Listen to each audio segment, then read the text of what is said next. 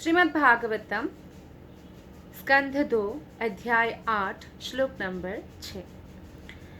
धौतात्मा पुरुषः कृष्णा पादमूलं न मुञ्चति मुक्तः सर्वपरिक्लेशः पान्थः स्वशरणं यथा। धौतात्मा पुरुषः कृष्णा पादमूलं न मुञ्चति मुक्ता सर्वपरिक्लेशः पान्थः स्वशरणं यथा। अनुवाद और तात्पर्य श्रील प्रभुपाद के द्वारा। श्रील प्रभुपाद की जय। अनुवाद। जिस भगवत भक्त का हृदय एक बार भक्ति के द्वारा स्वच्छ हो चुका होता है वो कृष्ण के चरण कमलों का परित्याग नहीं करता, क्योंकि उसे उनसे वैसी ही परम तुष्टि होती है जैसे कि क्लेशमय यात्रा के पश्चात पथिक को अपने घर में प्राप्त होती है। तो ये श्लोक बहुत ही महत्वपूर्ण है। हम देखते हैं कि भक्ति में बहुत लोग आते हैं और आके फिर कुछ दिन भक्ति करके चले भी जाते हैं।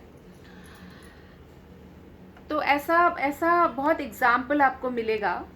लेकिन अगर आपको ऐसा एग्जाम्पल मिले कि कोई भक्ति में आए और जीवन भर वो भक्ति में ही लगे रहे, वो छोड़कर जा ही नहीं रहे हैं, तो इसका अर्थ है जो इस श्लोक में बताया गया है कि उनका हृदय भक्ति द्वारा स्वच्छ हो चुका है।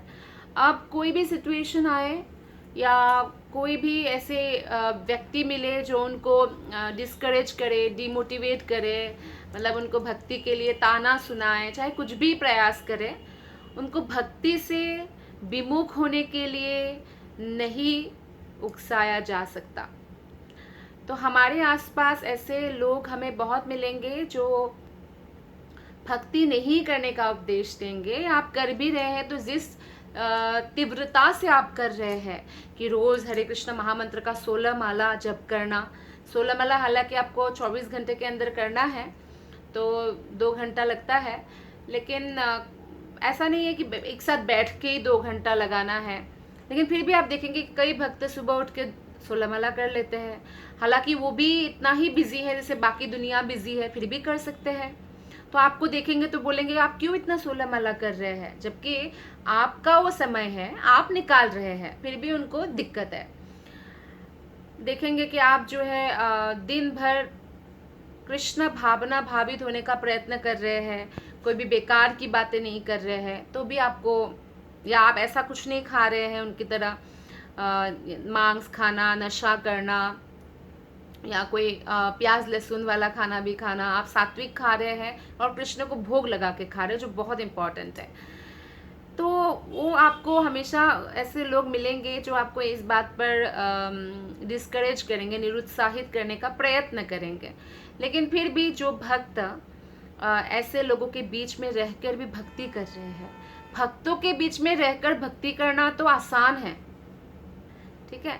जैसे कि कोई ब्रह्मचारी है और वो मंदिर में ही रहते हैं, मंदिर में ही सोते हैं, मंदिर में ही उठते हैं, मंदिर के ही भक्तों के साथ जहाँ भी जाते हैं, फुल्ली प्रोटेक्टेड है।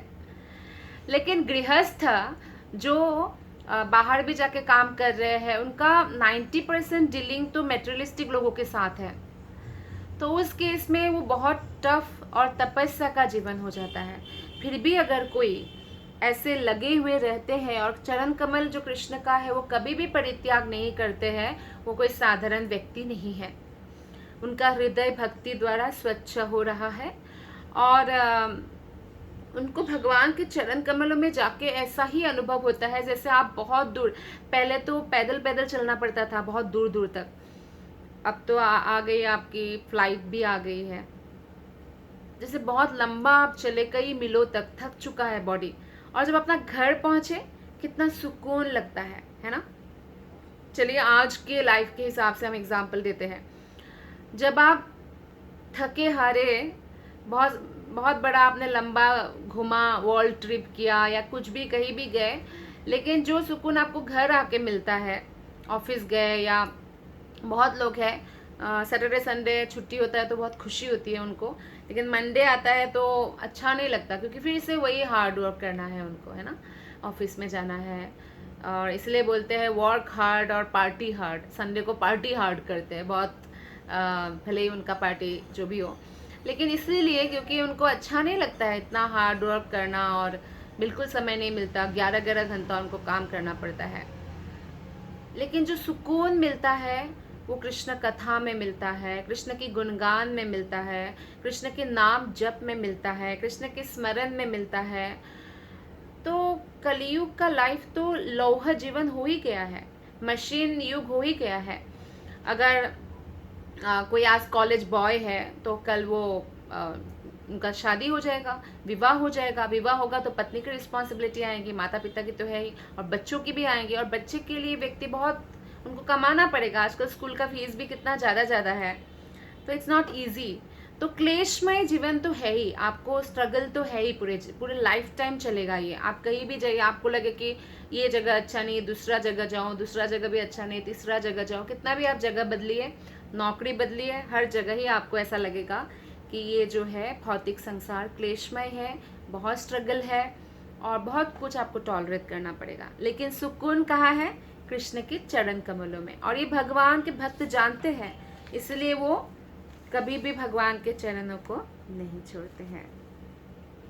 पूर्णतः शुद्ध हृदय वाला व्यक्ति भगवान की भक्ति कभी भी नहीं छोड़ता, श्रील प्रभुपाद कहते हैं। उपदेशक भक्त ऐसे कष्ट को, जो ऊपर से बहुत घोर दिखते हैं, कई बार ऐसा कष्ट आ सकता है, वो सहर्ष सहन कर लेते हैं। क्योंकि उपदेशक भक्त मतलब जो भगवान के नाम गुण लीला आदि का प्रचार प्रसार कर रहे हैं ना, उनको बहुत बाधाएं आती है, क्योंकि कलयुग का समय है, और ज़्यादातर प्राणी, ज़्यादातर व्यक्ति, प्राणी नहीं कहेंगे, मनुष्य कहेंगे, तो मनुष्य जो है नास्तिक होना एक फैशन हो गया है। नहीं, हम तो किसी को नहीं मानते। जैसे मैंने आज कुछ यूनिवर्सिटी स्टूडेंट्स को पूछा, क्योंकि आज से नवरात्र शुरू हो रहा है, कि आप लोग व्रत रखते हैं? तो कुछ लोगों ने बड़े गर्व से बोला, हम तो किसी का भी व्रत नहीं रखते हैं। जैसे बहुत अच्छी बात है। तो ये फैशन है, और इसमें क्या होता है, इसमें प्रचारक को ऑब्वियसली कष्ट आएगा जब बहुत लोग इसको रिजेक्ट करेंगे, एक्सेप्ट नहीं करेंगे भगवान के अस्तित्व को। लेकिन फिर भी जो भी कष्ट आता है, या जो भी सिचुएशन होता है, एक प्रचारक, एक उपदेशक भक्त उसको सहर्ष सहन कर लेते हैं, क्योंकि भगवान प्रसन्न होते हैं जब हम भगवान की सेवा के लिए समस्त कष्ट को सहन कर लेते हैं, और फिर भगवान की प्रसन्नता के लिए हम दिन रात लगे रहते हैं, क्योंकि ऐसे कार्यों से भगवान प्रसन्न हो जाते हैं, और जब भगवान प्रसन्न होते हैं, भक्त को दिव्य आनंद प्राप्त होता है। जैसे कि एक छोटा सा उदाहरण है कि कोई एक बहुत महान कोई व्यक्ति है, महान भक्त है, उनका कोई एक भक्त जो है चरण कमल उनका दबा रहे हैं, जो भगवान की शुद्ध भक्ति में लगा हुआ है, और उन्होंने अपने आप को सौभाग्य समझा कि ऐसे उत्तम भक्त का मुझे चरण दबाने को मिल रहा है। तो काफ़ी समय से वो दबा रहे हैं, और उनके हाथ में भी मान लीजिए पेन हो रहा है, क्योंकि वो उतना एनर्जी आजकल रहता नहीं लोगों में, लेकिन फिर भी वो दबाना नहीं छोड़ रहे हैं, क्योंकि उनको महत्व मालूम है कि शुद्ध भक्त के सेवा करने से कृष्ण प्रसन्न होते हैं। तो कृष्ण की प्रसन्नता के लिए कई बार ऐसा सिचुएशन आता है, जैसे कि भागवत गीता को ही ले लीजिए। भक्त लोग भले ही वो बहुत रिच हो, डॉक्टर हो, प्रोफेसर हो, सीए हो, तो भागवत गीता वो घर घर जाकर भी बांटते हैं। मतलब ये नहीं कि फ्री में बांटते हैं, क्योंकि फ्री चीज़ों का तो लोग वैल्यू ही नहीं करते हैं। तो कम से कम नो प्रॉफिट नो लॉस, इतना मोटा भगवत गीता 100 रुपये 150 रुपये में वो देते हैं, ताकि उनको लगे कि हमने कुछ खरीदा है तो अब पढ़ना चाहिए, ऐसा लगे, इस भावना से। तो डोर टू डोर सेलिंग आसान नहीं है, मैक्सिमम आपको रिजेक्शन मिलेगा, लेकिन फिर भी बड़े बड़े भक्त जो बड़े बड़े प्रोफेशन में हैं और रिच भी है, वैसे उनको कोई ज़रूरत नहीं है कोई भी कार्य करने के लिए, कृष्ण के लिए वो ये सब कार्य भी करते हैं, जिससे लोगों तक भगवत गीता का ज्ञान पहुँचे हैं। भले ही डोर टू डोर जाना पड़े, भले ही वो मोटर बाइक या मोटर गाड़ी को रोक कर भगवत गीता डिस्ट्रीब्यूट करे, तो ये क्या है, ये कृष्ण की प्रसन्नता के लिए कार्य है, क्योंकि इतना प्रयास कौन करते हैं? योगी भी इतना प्रयास नहीं करते हैं। योगी तो अपना, योगी मतलब जो जैसे जंगल में जाके ध्यानरत है, तो वो तो अपना कल्याण के लिए प्रयासरत है, ठीक है। लेकिन एक जो प्रचारक है, जो भगवान के नाम का प्रचार करते हैं, वो बहुत प्रयास करते हैं ताकि सभी प्राणियों का भी उद्धार हो। तो भगवान इससे बहुत प्रसन्न होते हैं। इसलिए यहाँ पे श्रील प्रभुपाद ने तात्पर्य में प्रहलाद महाराज का उदाहरण दिया है कि प्रहलाद महाराज को अनेक यातनाएं सहनी पड़ी, तो भी उन्होंने भगवान के चरण कमलों को विस्मृत नहीं किया। प्रहलाद महाराज के पिता तो उनको मारना चाहते थे क्योंकि वो भगवान विष्णु के भक्त थे। तो आप सोचिए, अगर कोई किसी के परिवार वाले अगेंस्ट भी है, नास्तिक भी है, आप कृष्ण भक्ति करते हैं, मान लीजिए आपका परिवार वाले नास्तिक है, फिर भी कोई मर्डर करने के लिए तो बार बार प्रयत्न नहीं करेंगे, क्योंकि वो ऐसा नहीं मानते, अभी भी कलयुग इतना घोर नहीं हुआ है कि वो सोचे कि भक्ति करना एक बहुत बड़ा अपराध है। आगे होगा ऐसा, लेकिन अभी नहीं हुआ है। क्यों नहीं छोड़ा प्रहलाद महाराज ने? उनके पिता ने तो मना किया था, मत करो भगवान की भक्ति, मेरी पूजा करो।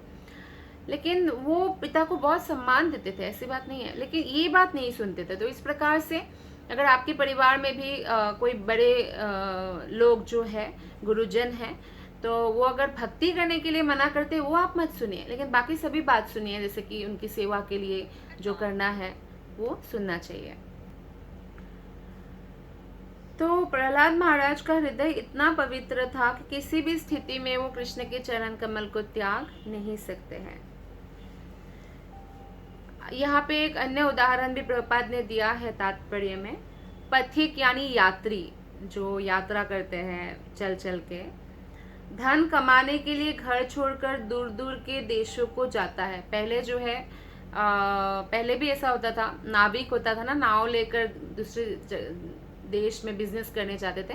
अभी तो लगभग सभी लोग जो है घर से बाहर निकलने का एक वही हो गया है कि अभी हम अगर कोई छोटे गांव में है तो छोटे शहर में ट्रांसफ़र हुए, छोटे शहर में तो बड़े शहर में, बड़े शहर में तो मेट्रोपॉलिटन सिटीज़ में, मेट्रोपॉलिटन सिटीज़ में तो अमेरिका जाएंगे।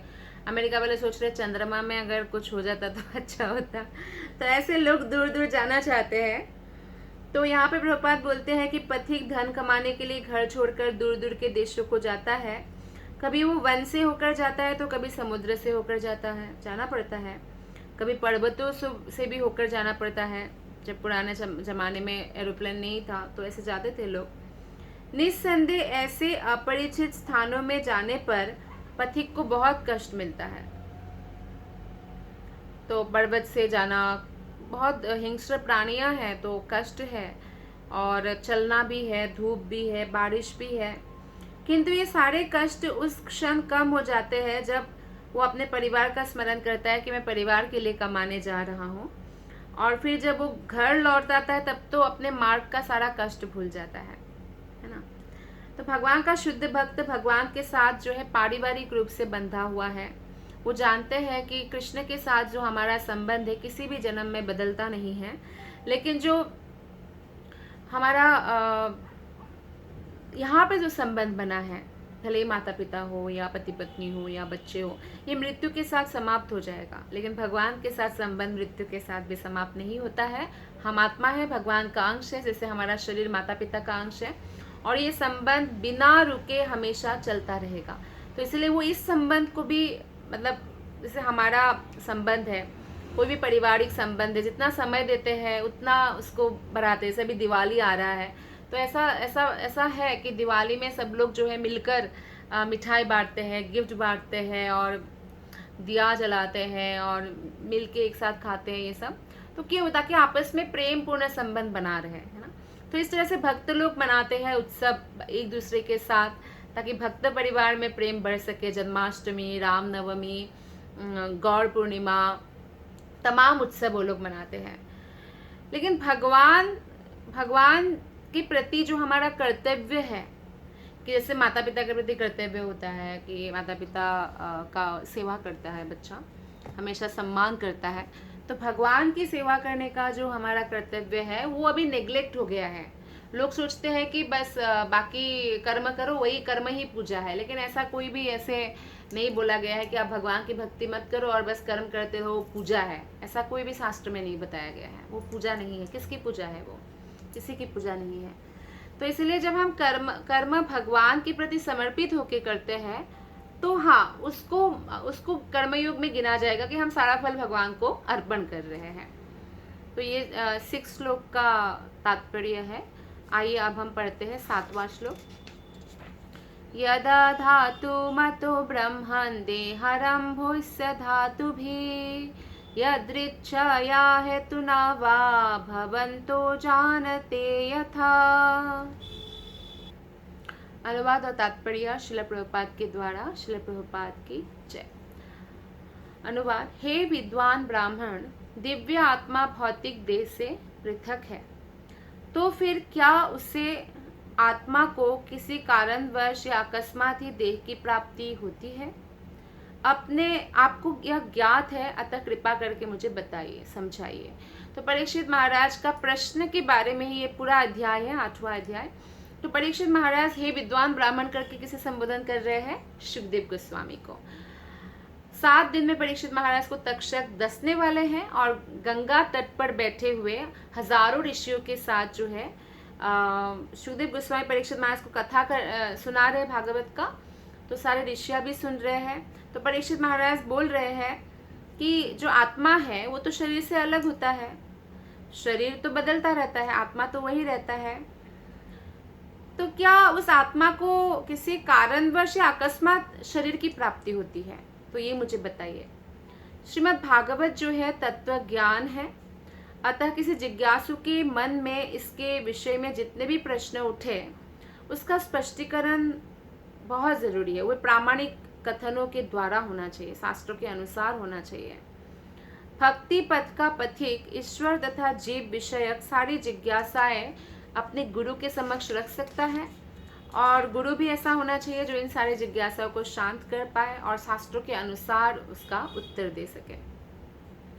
मुक्त जीव जो सदैव भगवान के साथ रहते हैं वो भगवान के ही समान माने जाते हैं, क्योंकि मुक्त जीव भगवान से अलग कुछ नहीं बताते हैं।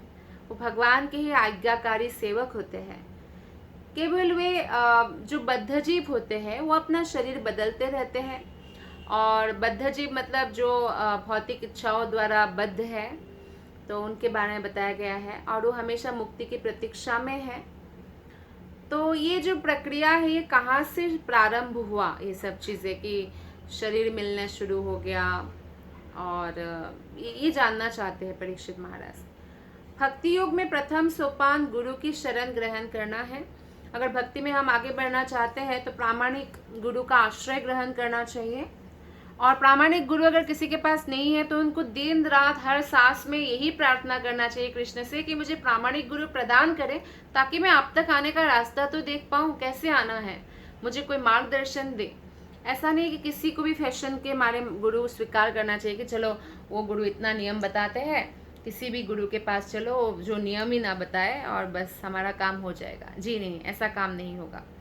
आप आयुर्वेदिक डॉक्टर के पास जाते हैं तो आपको बहुत सारी बातें बोलेंगे कि ये मत खाओ, वो मत खाओ, दवाई टाइम से खाना। कोई एलोपैथी डॉक्टर के पास जाते हैं और आप बोलते हैं कि कोई नियम मुझे नहीं चाहिए, तो बोलेंगे हाँ ठीक है, कुछ भी सब कुछ खाओ पर दवाई खाते रहो। They are really strong medicines, है ना, इमीडिएट इफेक्ट होता है, लेकिन उसका इमीडिएट रिएक्शंस भी होता है बॉडी में कुछ ना कुछ, कहीं ना कहीं। तो आज आप देखिए मैक्सिमम लोग 50, 60, 58, 40 ऐसे में ही शरीर छोड़ रहे हैं। क्या कारण है? यही क्योंकि हमारा लाइफस्टाइल ऐसा हो जाए कि हम इमीडिएट सब कुछ चाहिए हमें, है ना, हमें कोई रोक टोक नहीं चाहिए, हमारा जीभा पर कंट्रोल नहीं होता है, और लाइफस्टाइल ऐसा हो गया कि पोल्यूशंस है, और फूड जो है वो क्लियर नहीं है, क्लीन नहीं है, ऑर्गेनिक नहीं है। तो इसलिए जो है गुरु की शरण ग्रहण करना हमें बहुत ज़रूरी है, क्योंकि हमारा लाइफ कितना दिन का है कोई नहीं बता सकता कि हाँ मैं 100 साल जीऊँगा करके। और आध्यात्मिक जो जिज्ञासा है वो बहुत ज़रूरी है। हम देखिए दिन भर कितना प्रश्न करते हैं, मन में प्रश्न करते हैं, किसी और से पूछे ना पूछे, तो क्या प्रश्न करते हैं आप उस पर देखिए। और आप लोगों में से जो लोग डायरी लिखते हैं, बहुत अच्छी आदत है पर्सनल डायरी, जिसमें आप आत्मा विश्लेषण करते हैं, आत्मा अनुसंधान करते हैं कि आज में मेरे मन में क्या क्या प्रश्न आया, मैंने कितना समय भगवान की स्मरण में बिताया है, और मैंने अपना गोल सेट किया है अपने लाइफ को। तो ये सब जो है हमें देखना चाहिए, और इस तरह से क्या होगा, हम धीरे धीरे और सीरियस बन जाएंगे। ऐसी जिज्ञासा अनिवार्य है। अगर आध्यात्मिक जिज्ञासा आती है आपके मन में, भगवान कौन है, ये सब कहाँ से आया, तो पड़ोसी से पूछने नहीं जाना अगर वो भक्त नहीं है, ये किसी फ्रेंड सर्कल में नहीं पूछना, वो लोग ना भक्ति की प्रैक्टिस अगर नहीं कर रहे हैं तो। हाँ, अगर आपके फ्रेंड भक्ति की प्रैक्टिस कर रहे हैं काफ़ी लंबे समय से और फॉलो कर रहे हैं सारे रूल्स रेगुलेशंस, एंड लगातार भगवान के भक्तों के संगति में भागवत कथा आदि श्रवण कर रहे हैं, वो अलग बात है। नहीं तो अगर आप भक्ति मार्ग में जो नहीं है उनको भक्ति के बारे में पूछने जाएंगे तो आपको निरुत्साहित कर देंगे। महाराज परीक्षित की भांति भक्ति में स्थित होते हुए भी भक्तों को आत्मसिद्ध गुरु से इसके विषय में जिज्ञासा करनी चाहिए।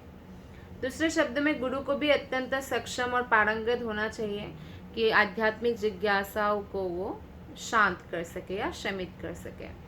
इसलिए जो प्रामाणिक शास्त्रों में दक्ष ना हो और जिज्ञासा को उत्तर देने में समर्थ ना हो, उनको केवल भौतिक लाभ के लिए कि 1 करोड़ शिष्य बनाओ, 1 रुपया भी डोनेशन देंगे तो मैं करोड़पति बन जाऊंगा, ये भौतिक लाभ के लिए स्वांग नहीं करना चाहिए। ऐसा श्रील प्रभुपाद बार बार बोल रहे हैं हर तात्पर्य में। जो शिष्य का उद्धार करने में असमर्थ हो, उसका गुरु बनना विधि सम्मत नहीं है, फिर उनको नरक जाना पड़ता है। और प्रामाणिक गुरु भी है, जब तक उनका हर एक शिष्य वैकुंठ जगत नहीं जाएंगे, मुक्त नहीं होंगे, तब तक उनको बार बार जन्म लेना पड़ेगा, भले वो कितने अच्छे भक्त क्यों ना हो। तो गुरु बनना कोई ऐसा फैशन नहीं है, ये बहुत बड़ी जिम्मेदारी है जो जन्म जन्मांतर तक चलता रहेगा। श्लोक नंबर 8।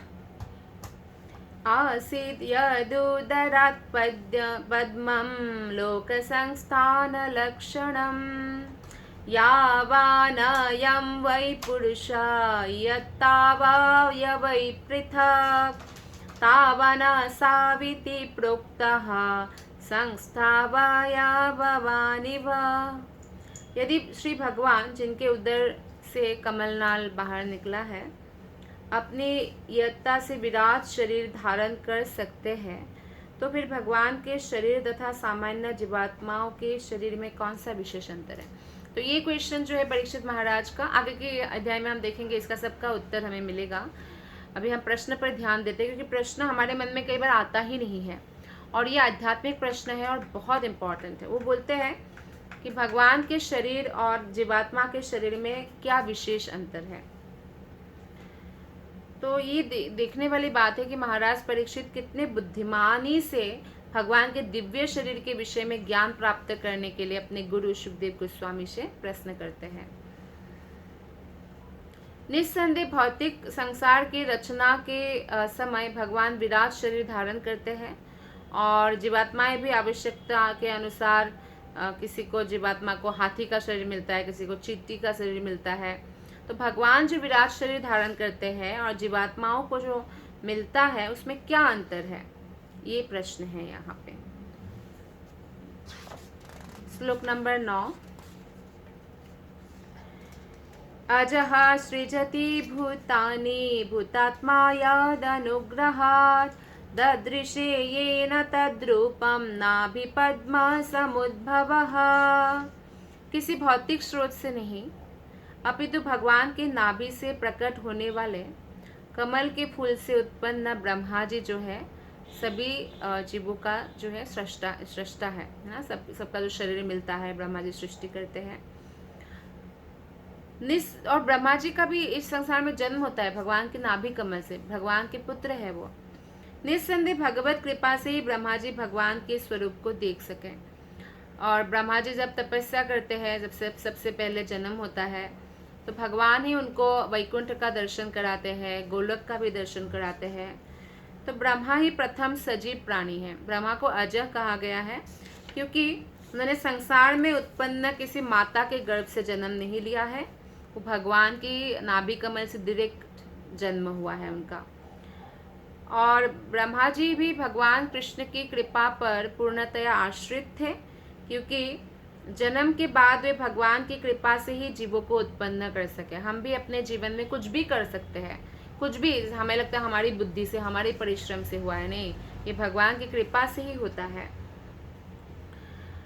और ब्रह्मा जी भगवान को भी फिर दर्शन कर सके भगवान की कृपा से ही।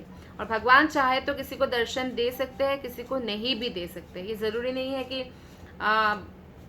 भगवान कोई बाध्य है, आप कुछ नियम पालन करेंगे तो भगवान को दर्शन देना ही पड़ेगा।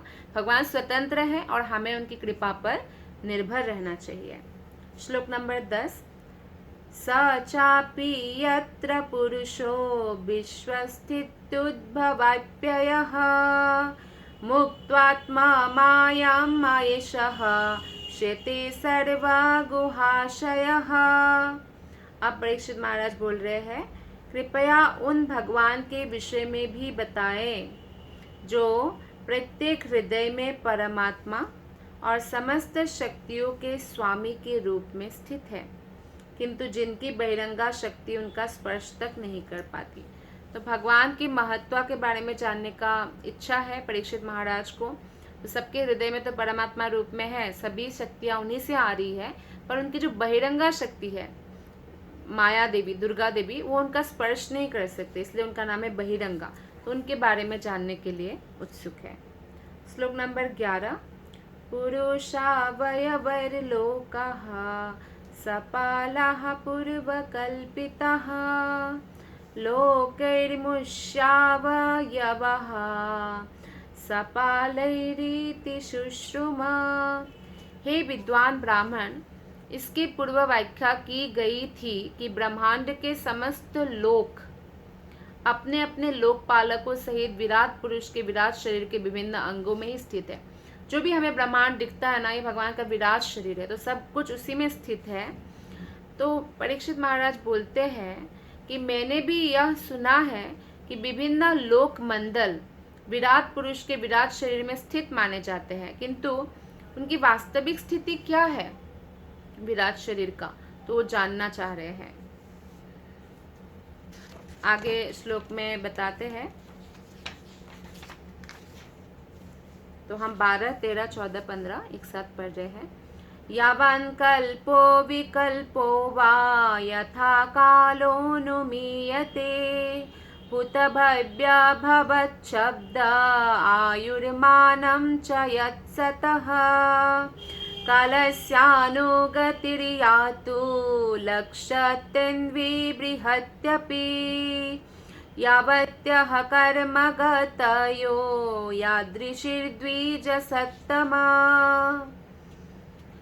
यस्मिन् कर्म समवायो यथा येनोपगृह्यते गुणनं गुणिनं चैव परिणाममभीप्सताम् भूपातालकाकुव्योम ग्रहनक्षत्रभुभृतं सरित्समुद्रद्वीपानं सम्भवस्वेतदोकसम्। तो आगे बता रहे हैं, कृपा करके परीक्षित महाराज कहते हैं सुखदेव गोस्वामी से कि कृपा करके सृष्टि तथा प्रलय के मध्य की अवधि, कल्प तथा अन्य गौण सृष्टियाँ जो है, भूत मतलब अतीत, वर्तमान तथा भविष्य शब्द से सूचित होने वाले काल के विषय में मुझे बताइए, समय के विषय में वो जानना चाहते हैं। साथ ही ब्रह्मांड के विभिन्न लोकों के विभिन्न जीवों के बारे में, अलग अलग लोक में अलग अलग जीव रहते हैं, देवता रहते हैं, असुर रहते हैं, कई लोक में मनुष्य रहते हैं, तो इनकी भी आयु की अवधि वो जानना चाहते हैं परीक्षित महाराज। और क्या जानना चाहते हैं कि कृपा करके मुझे काल की लघु तथा दीर्घ अवधियों के बारे में और कर्म के अनुसार काल के शुभारंभ के विषय में भी बताइए,